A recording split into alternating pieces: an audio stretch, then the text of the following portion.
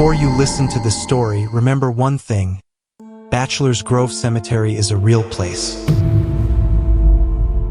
It sits hidden inside the forest preserve southwest of Chicago, surrounded by old trees, broken stones, and a road that many people say should not exist after dark. For decades, witnesses have claimed to see impossible things there. A black car driving through the woods without a driver, a white house that appears between the trees and then vanishes, strange lights over the cemetery, and a woman in white who seems to be waiting for someone to finally tell the truth. Tonight's story follows Lynn Tran, an audio editor who does not believe in ghosts. She knows how fear is made. A little static, a little silence, a sound placed where the listener does not expect it. But when a cassette tape from her dead father leads her to Bachelor's Grove, Lynn discovers that some hauntings are not asking to be feared. They are asking to be remembered. And once the road remembers your voice, it may never let you leave the story again. While it was initially about Stull Cemetery, details like the phantom car and the vanishing ghost house actually align much better with Bachelor's Grove Cemetery.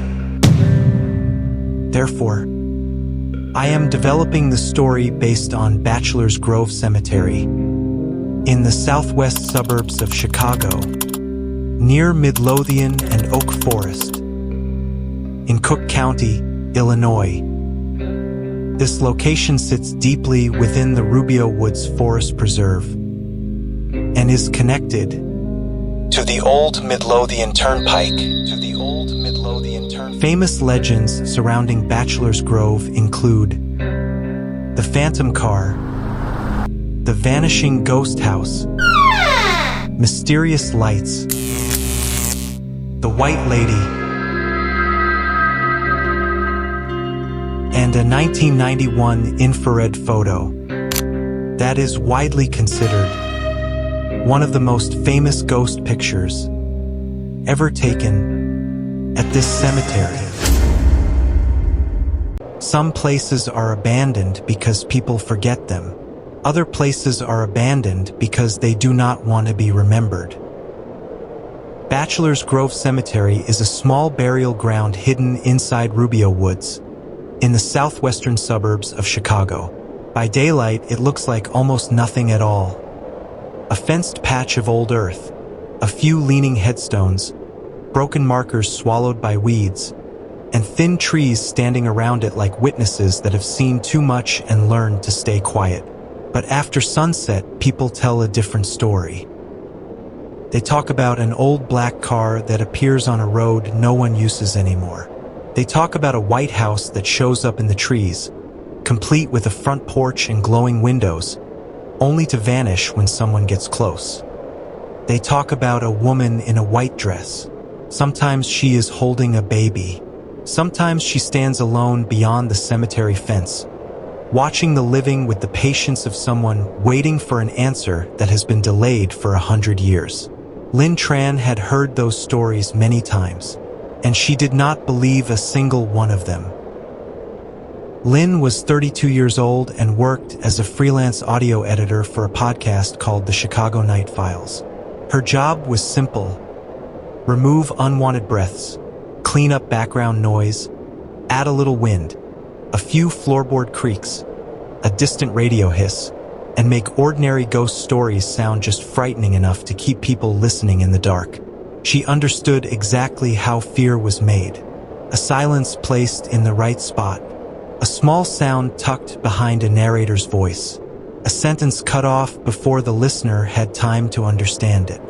To Lynn, ghosts were often nothing more than post-production. Then, in the fall of that year, an unmarked envelope arrived at her apartment.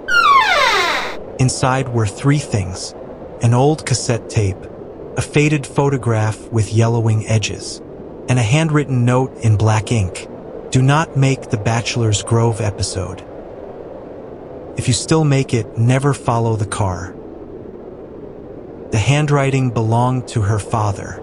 Quang Tran had been dead for 6 months. Lin's father had driven a taxi in Chicago for more than 20 years. He was a quiet man, always punctual, never drunk, never reckless, and never interested in ghost stories. When Lin was a child, she once asked him if cemeteries scared him. He answered without looking away from the road. The dead are not as frightening as the living. But there was one strange habit Lin never understood. Every time his taxi came near Rubio Woods, he changed route. Even if it made the drive longer, even if a passenger complained, even if snow was falling and the meter kept running, he would not drive past the old road near Bachelor's Grove. Lin always assumed it was just the routine of an older driver who knew the city in his own private way. But now, with her father's warning in her hands, she began to understand that he might have been hiding something. That night, she placed the cassette into an old tape recorder she had bought online for work. She put on her headphones and pressed play. At first, there was only static. Then came a shallow breath. Her father's voice, older, weaker, but unmistakably his. "Lin, if you are hearing this," then someone sent the tape. A long silence followed. "I do not know whether you remember this. When you were 8 years old, I disappeared for one night. Your mother told you I had been in a small accident. That was not true." Static swelled over the tape, as if wind were blowing directly into the microphone. "That night, I drove a woman to Bachelor's Grove." Lin sat up straight. Her father continued. "She wore a white dress. She was holding a baby. I was done taking fares for the night, but she was standing in the middle of the road. I slammed the brakes. When I opened the door and asked where she needed to go, she said only one thing." The cassette produced a sound that was not her father's voice. It was a woman whispering from very far away, "Take me home." Lin pulled off the headphones. Her apartment was completely still. Outside the window, Chicago kept glowing. Cars moved far below. A distant horn sounded. The heater ticked gently in the wall. Everything was normal, but her palms were wet. She looked at the photograph from the envelope. It had been taken at night. In the center was an old yellow taxi parked beside a narrow road. Behind it, half hidden among black trees, stood a white house. The house had a steep roof, a small front porch, and 2 dark upstairs windows. In one of those windows, a figure was standing and looking down. Lin turned the photo over. On the back, someone had written, October 12, 1998. There was no house there. 2 days later, Lin decided to produce the Bachelor's Grove episode anyway. Not because she was unafraid, because she needed to know what her father had seen. Her partner for the field recording was Mark Ellis, a 40-year-old freelance videographer who specialized in urban legends and abandoned places. Mark was tall, thin, dryly funny, and wore a gray knit cap even when it was not cold. He did not believe in ghosts, but he loved haunted locations because, as he liked to say, ghosts never ask for image rights. They left Chicago at 3 in the afternoon. The sky was heavy and gray. Clouds hung low like smoke. The maple leaves along the road had turned deep red, but as the car approached Rubio Woods, the color seemed to drain from the world. The trees became black shapes. The grass near the road was damp and flattened like wet hair. Mark drove. Lin sat in the passenger seat with her recorder on her lap. "You okay?" Mark asked. "I'm fine. You're staring at that recorder like it's about to bite you." Lin did not smile. "My father came here once." Mark glanced at her. "He saw something?" "Maybe." They parked near the trail that led toward the cemetery. Before leaving the car, Lin checked her gear. Main recorder, lavalier microphone, spare batteries, phone, flashlight, notebook. Mark carried a camera, a compact tripod, an infrared camera, and a backup audio recorder. As soon as they stepped out, an older man appeared from the trail. He wore a brown jacket, an old baseball cap, and carried a walking stick. His face was lined, but his eyes were sharp. He introduced himself as Eddie Kane, a retired Forest Preserve maintenance worker who had agreed to be interviewed for the episode. "You two got here later than I expected," Eddie said. Mark checked his watch. "It's only 4:10. Eddie looked up at the sky. "Around here, 4:10 in the fall is late." Lynn turned on the recorder. "Have you ever seen anything out here yourself?" she asked. Eddie did not answer right away. He looked down at the dirt trail covered in leaves. "I have seen enough that I stopped trying to prove anything." "You mean the ghost car?" Mark asked. "The car," Eddie said. "The house, the lights, the woman, the sound of a baby crying. Some people see one thing. Some people see more. The unlucky ones see what is looking for them." Lynn asked, "Where does the house appear?" Eddie pointed his stick toward the trees. "It does not keep to one place. Sometimes near the tree line. Sometimes behind the cemetery fence. Sometimes right beside the old road. It does not stand still. It lets people believe they can reach it." "And then?" Mark asked. Eddie looked at him. "And then they try." No one spoke for a few seconds. Wind moved through the woods, carrying the smell of dead leaves and cold soil. Then Eddie turned to Lynn. "You are Kwong's daughter?" Lynn froze. "You knew my father?" "I knew his taxi." A chill moved up Lynn's spine. "My father came here in 1998?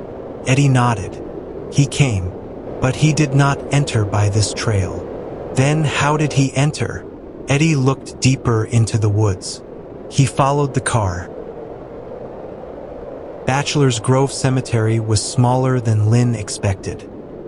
It did not look grand like the old cemeteries in horror movies. There was no huge iron gate, no ruined chapel, no angel statue towering over the stones. It was only a fenced patch of land in the woods, with low headstones, many cracked, many tilted, many so worn that the names could no longer be read. A few graves had faded plastic flowers. In some places, only flat stone bases pushed through the grass. But that smallness made it worse. It felt like a secret that had been forgotten for too long. Lynn stood near the fence and lifted her microphone. "We are standing at Bachelor's Grove Cemetery," she said. Her voice came back to her through the headphones, dry and close. A small cemetery hidden in Rubio Woods, famous for stories of a ghost car, strange lights, a vanishing house, and a woman in white.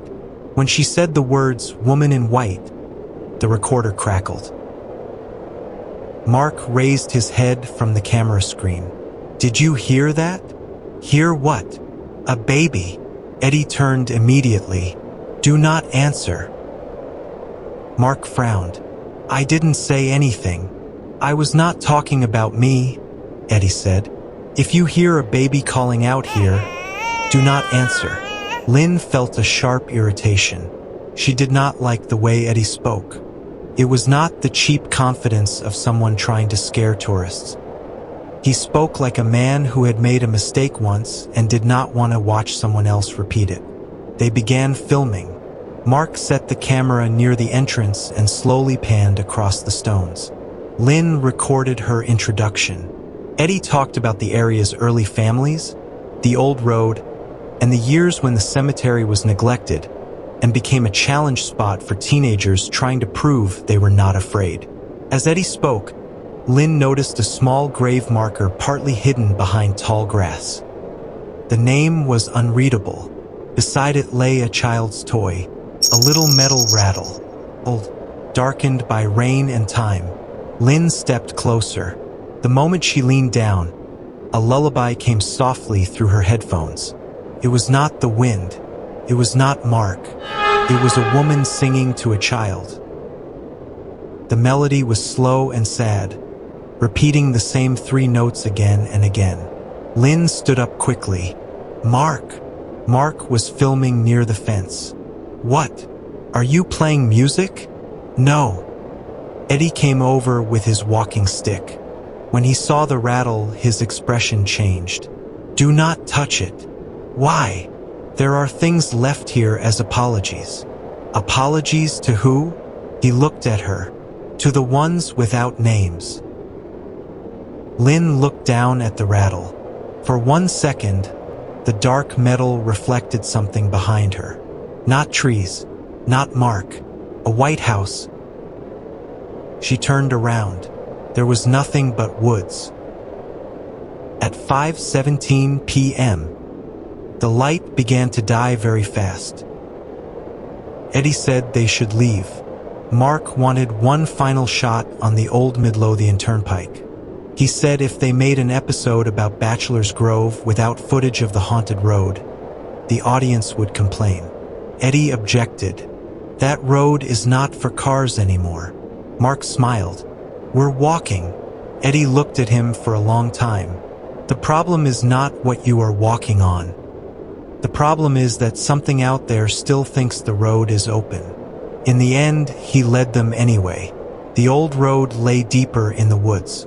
It was a long strip of earth covered in rotting leaves, with bare trees pressing in from both sides.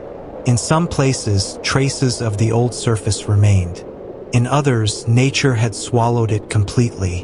When Lynn stepped onto it, she had the strange feeling of entering a place that did not fully belong to the present. Her phone lost signal. The recorder kept running. Mark filmed from behind, his camera light moving over the tree trunks.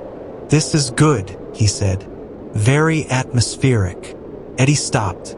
Quiet. Everyone froze. First, Lynn heard nothing. Then, far away, an engine started to growl. A deep, heavy, steady sound. Not a modern engine. An older one, as if it belonged to another decade. Mark lowered the camera. There's still a road back there? Eddie did not answer. Between the trees ahead, 2 dim yellow lights appeared. Headlights. They moved slowly toward them. Mark took 1 step back. No way. The lights came closer. Lynn could hear tires grinding over old pavement, the body of the car trembling, the engine coughing like an old animal. Then the car emerged. A black vintage sedan. Long body, high roof, decades out of date. The windshield was dark. There was no driver visible, no license plate.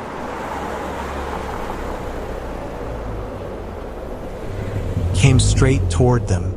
Mark grabbed Lynn and pulled her aside. The car glided past, ice cold, without wind, without disturbing a single leaf. As it passed, Lynn looked into the back seat. A woman in a white dress sat there. In her arms was a baby wrapped in cloth. The woman turned her face toward Lynn. Her mouth moved. No sound came through the air. But inside Lynn's headphones, the words were clear. Did you bring it home? The car rolled 10 more yards and disappeared. It did not turn. It did not dim its lights. It vanished as if darkness had swallowed it whole. Mark stood frozen. His camera was still recording. Eddie's breathing had become ragged.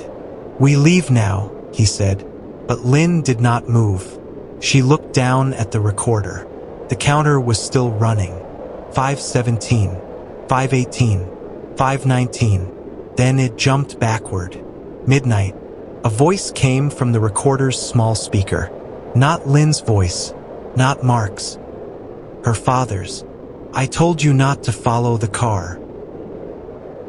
The woods went silent. Then, to the left of the old road, between the black tree trunks, a window lit up. A white house stood there. The house could not be real. Lynn knew that the moment she saw it. It stood in a clearing about 50 yards from the road. A 2-story wooden house, white paint peeling, steep roof, narrow front porch with 2 rocking chairs. One downstairs window glowed with warm yellow light. A thin ribbon of smoke rose from the chimney. The smell of fresh-baked bread drifted through the air. It was warm, gentle, and so completely out of place that it became terrifying. Mark raised the camera. "Jesus!" Eddie grabbed his arm. "Do not film it. Do not walk toward it." Mark pulled away. "Do you understand what we are seeing? This is evidence." "No," Eddie said, his voice trembling. "This is bait." Lynn stared at the house. The front door was cracked open. From inside came the sound of an old radio, hissing and fading. A man's voice spoke in distorted English. "Tonight, on the Chicago Night Files." Lynn stopped breathing. It was the opening voice of the podcast she worked for. But this episode had not been produced yet. No one had recorded that line. No one had even seen the final script. The radio continued. "We follow audio producer Lynn Tran into Bachelor's Grove, where some roads do not lead out." Mark lowered the camera. "Lynn." The door opened a little wider. A woman's voice spoke from inside, very softly. "Kwong." Lynn's body went cold. That was her father's name. Eddie stepped back. "Do not answer." But Lynn had already stepped off the road. "My father went in there," she said. Eddie shook his head. "No, your father came out of there. Those are 2 different things." Lynn kept walking. Mark cursed under his breath and followed her. Eddie stayed on the old road, desperate. "If you go in, do not hold anything. Do not eat. Do not sit. Do not look into mirrors. And if you see someone you know..." He stopped. "If you see someone you know, remember that they may be able to see you too." Lynn stepped onto the porch. The wood creaked under her foot. The rocking chair on the left moved by itself, though there was no wind. She pushed open the door. Inside, the house was warmer than the woods. Too warm. The front room was small, with old floral wallpaper, a coal fire in the hearth, and a dining table set with 3 plates. Black and white photographs hung on the walls. There was no dust, no cobwebs. Everything was clean, as if someone had just finished preparing the room. Mark entered behind her, still filming. "1 minute," he whispered. "We film 1 minute, then we go." Lynn did not answer. She was looking at the radio on the shelf. It was an old wooden radio with brass knobs. From the speaker came the sound of a cassette tape. Her father's voice. "That night, I did not take her to the cemetery. I drove her away from it." Lynn moved closer. Her father's voice sharpened through the static. "She sat in the back seat. She did not look at me. The baby in her arms did not cry. I asked her where home was. She pointed through the windshield. And in the woods, I saw this house." Mark looked at Lynn. "Is this the tape you told me about?" Lynn nodded, her throat dry. "But I never played this part." The radio hissed louder. Her father continued. "I stopped the taxi in front of the porch. She got out. But when I looked into the rearview mirror, the woman and the baby were not in the back seat anymore." A silence. "It was me, older, wearing the suit they buried me in." Lynn stepped back. The fire went out at once. The house sank into weak yellow light. The photographs on the wall began to change. At first, they showed unfamiliar families. Then one photograph became Mark, standing in the same room but much older. Another became Eddie, younger, wearing a Forest Preserve uniform beside a patrol vehicle. The last photograph became Lynn's father. He wore a white shirt and black slacks and stood in front of his yellow taxi. Beside him stood the woman in white. She was not holding a baby. She was holding a metal rattle. Mark whispered, "We need to get out." From upstairs came the sound of footsteps. Slow. One step, then another. The stairs groaned. Lynn turned toward the door. The front door was shut. Mark ran to it and pulled the handle. It would not open. He pounded on the wood. "Eddie!" No answer came. Only the radio. Her father's voice became closer, as if he stood behind her. "Lynn, I took something that did not belong to me." She looked around. "Dad, when I was young, I came here with friends to prove we were not afraid. We drank. We laughed. We broke headstones. One of the boys found the rattle beside a child's grave." Lynn closed her eyes. She understood. "You took it." "I did not take it." His voice shook. "But I did not stop him." The footsteps on the stairs stopped at the landing. A white shape appeared above them. Mark stopped breathing. The woman stood there. She did not look like a ghost from a movie. She was not torn apart. There was no blood, no monstrous distortion. She was simply pale, quiet, and so sad that it made Lynn want to look away. The woman's eyes fixed on her. "Did you bring it home?" she asked. Lynn's voice trembled. "The rattle." The woman did not answer. Mark whispered, "It is outside at the cemetery. We did not bring it." The woman turned to Mark. In that moment, his face lost all color. He saw something Lynn could not see. He backed up, hit the dining table, and knocked one plate to the floor. It shattered. The house shook. From inside the walls came dozens of whispers. Not one voice. Many. Men, women, old, young. All saying the same thing. "Return the road home." The lights flickered. The windows went black, as if there was no longer a forest outside, only a thick, empty darkness. Lynn looked around in panic. On the dining table between the three plates sat a small object. A car key, old, rusted, with a metal tag marked 312. Lynn recognized it. It was her father's taxi key. Her mother had kept it in a drawer for years. After the funeral, it disappeared. Lynn picked it up. Every sound stopped. Mark stared at her in horror. Eddie said not to hold anything. Too late. Behind them, the stairs thundered with footsteps. Not one person coming down. Many. Lynn gripped the key and ran to the door. This time it opened. Not onto the porch, onto the old road. The black sedan was parked beneath the trees, its yellow headlights burning. The rear door was open.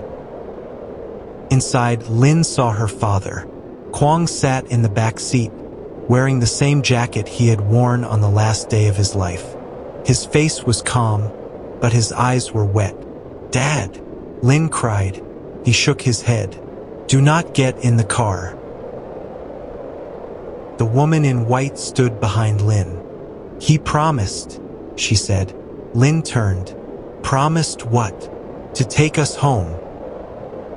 Her father closed his eyes. "I thought if I returned the rattle, it would end. But I returned the wrong thing." "Then what does she want?" He looked at Lynn for a long time. "Not an object." The woman stepped closer. "We did not lose the rattle," she said. "We lost the road." The woods began to change. The trees faded. The ground became mud. Far away, old houses appeared in the dusk, with lamplight in their windows. Lynn heard a horse-drawn wagon, children laughing, people calling to one another in an older world. She saw Bachelor's Grove not as a ruined cemetery, but as a small living settlement, with chimney smoke and opening doors and people moving through the evening as if they had never died. Then the vision tore open. Modern headlights flashed. Teenagers laughed. Glass bottles shattered. A headstone cracked.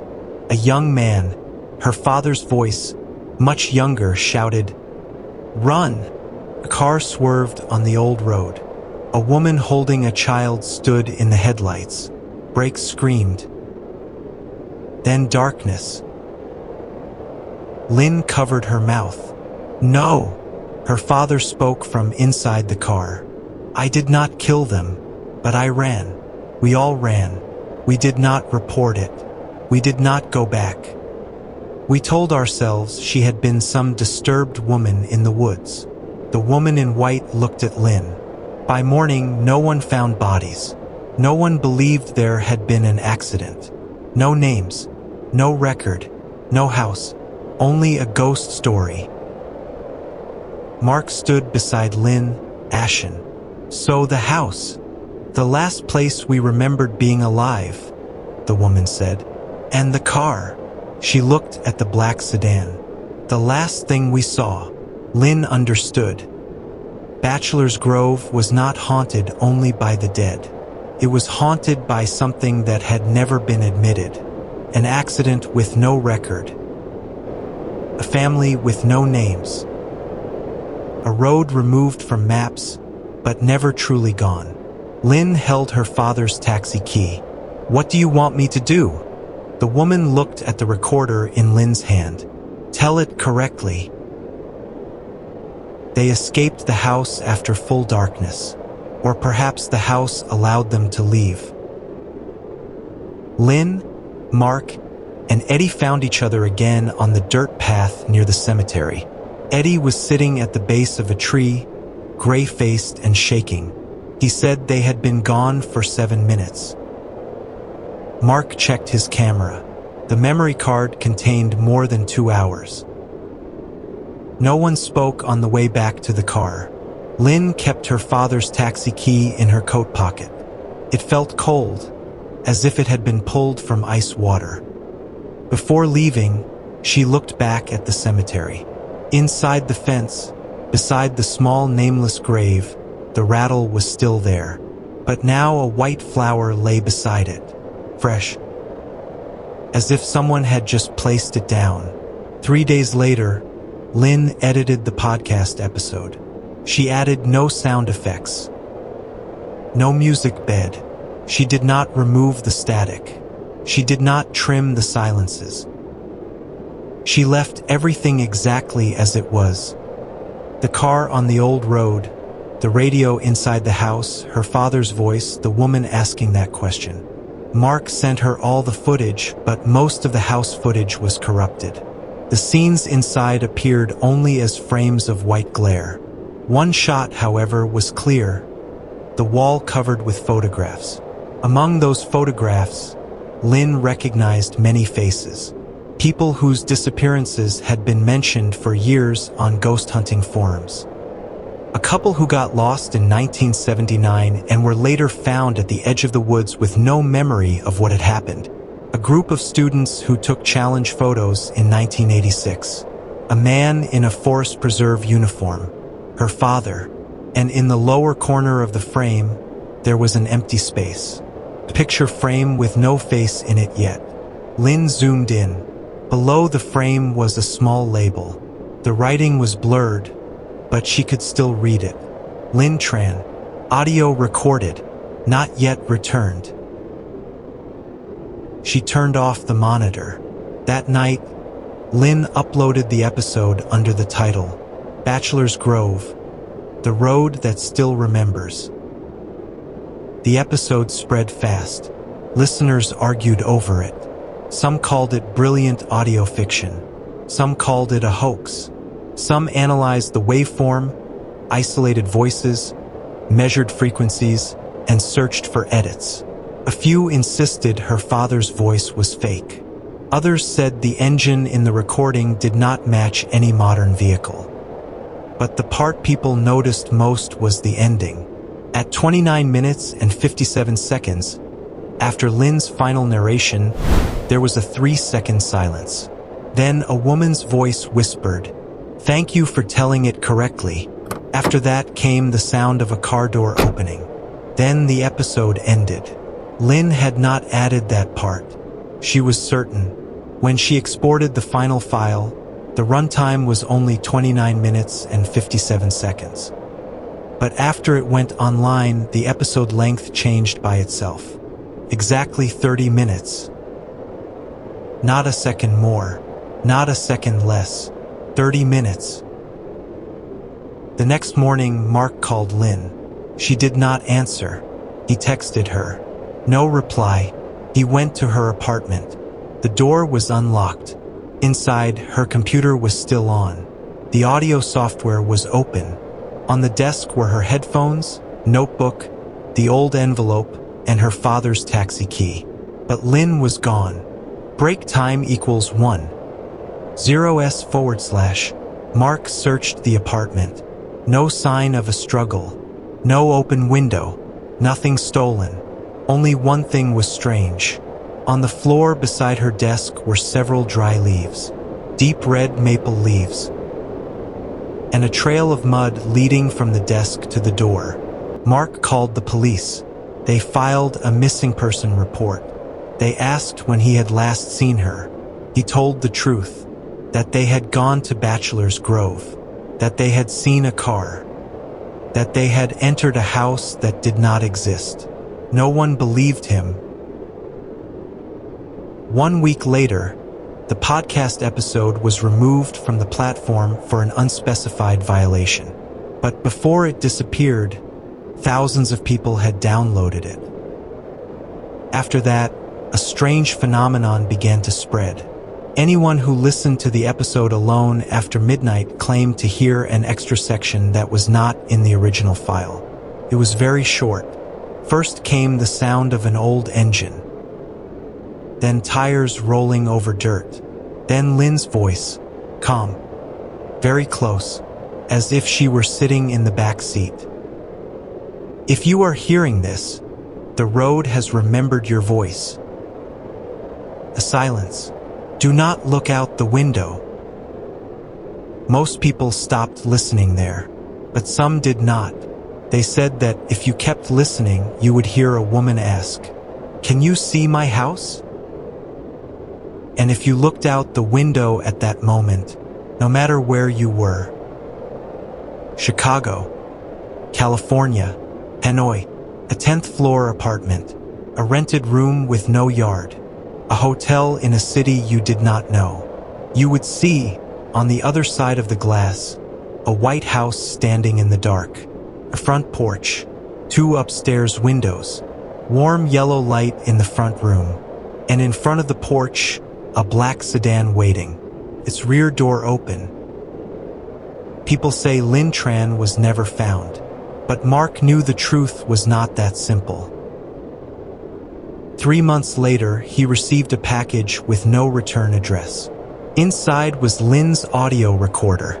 It was crusted with dry mud. The battery was dead. The memory card was still inside. Mark plugged it into his computer. There was only one file. The file name was returned.wave. He opened it. At first, there was only static. Then Lynn's voice came through. "Mark, if you are hearing this file, do not look for me." She sounded tired, but not terrified. "I understand now. The house does not take people for no reason. It only holds those who still owe a story."